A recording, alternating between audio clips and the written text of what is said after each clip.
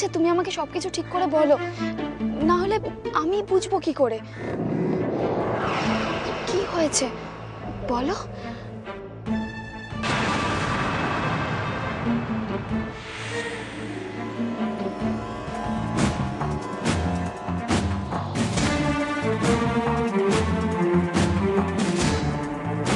কি বলছেন দিদি? আবার সায়নকে বিয়ে দিতে হবে? আমরা কদিন নন্দিনীর জন্য অপেক্ষা করব না? ছেলেটাকে যদি মেরে ফেলতে চান তাহলে অপেক্ষা করুন।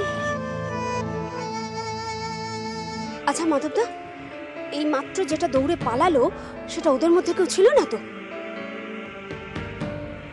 হতে পারে, তোর মুখটাই তো ঠিক মতো দেখতে পেলাম না। জানো তো, দিদিমা স্কুল থেকে যাবে না বলে ওরা দিদিমাকে খারাপ কথা বলে জোর করে বের করে দিতে চাইছিল। কিন্তু আমি একটা ব্যাপার বুঝতে পারছি না নন্দিনী দি, যে ওরা দিদিমাকে কেন স্কুল থেকে তাড়াতে চাইছে। ওদের উদ্দেশ্য স্কুলটাকে বন্ধ করে দেওয়া।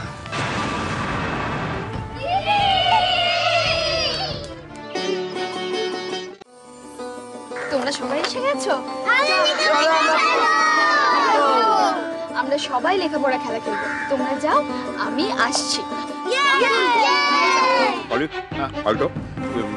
আরে তোদেরকে চিনতে পারবে না তো? আরে না না, আমাদের মুখ তো ঢাকা ছিল। চল, আপনি একটু পরে আসুন, আমি আগে গিয়ে ব্যাপারটা একটু নেড়ে দিয়ে আসি। আপনি একটু নেড়ে আর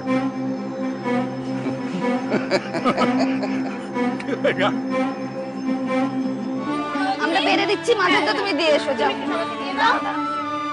বাহ, পিকনিক হচ্ছে দেখছি। আপনি? হ্যাঁ, এলাম আপনার স্কুল দেখতে। তা কেমন দেখলেন? ওই যে বললাম, পিকনিক হচ্ছে। দেখুন, বাচ্চাদের লেখাপড়ার সাথে সাথে একটু খেলাধুলো, খাওয়া দাওয়া, গান বাজনা করলে ওদের ভালো লাগে।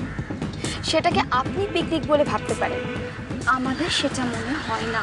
আপনার মনে হওয়াটাই তো শেষ কথা নয়। তার মানে? তার মানে আমি আপনাকে একটা সোজাসুজি প্রশ্ন করছি। বলুন তো নন্দিনী দেবী, আপনার শিক্ষাগত যোগ্যতা কি? হঠাৎ এই কথা জিজ্ঞাসা করার কারণ? করছি তার কারণ, আপনি নিজেই যদি মূর্খ হন তাহলে তো গ্রামের ছেলে মেয়েগুলো আরো বেশি মূর্খ হবে। কি হয়েছে স্যার?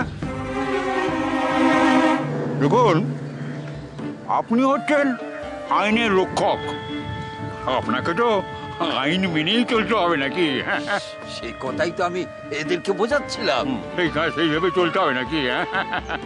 ভালো ভালো, পরিস্থিতি যদি ভালোভাবে চলে তো ভালো, নইলে কিন্তু আমি এই স্কুলটা বন্ধ করে দিতে বাধ্য হব।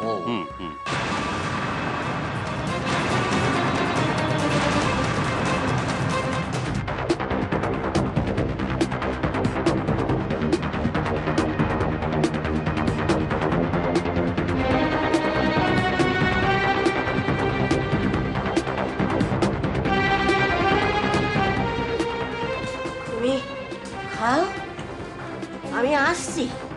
তুমি যাও, আমি একটু খেয়ে নিই, তারপরে গল্প করবো। আচ্ছা, চলো।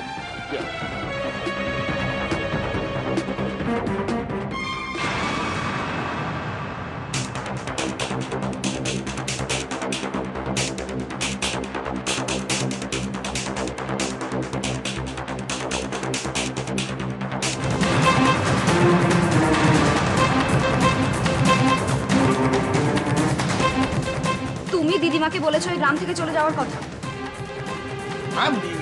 কি হলো বলো, বলেছো কিনা?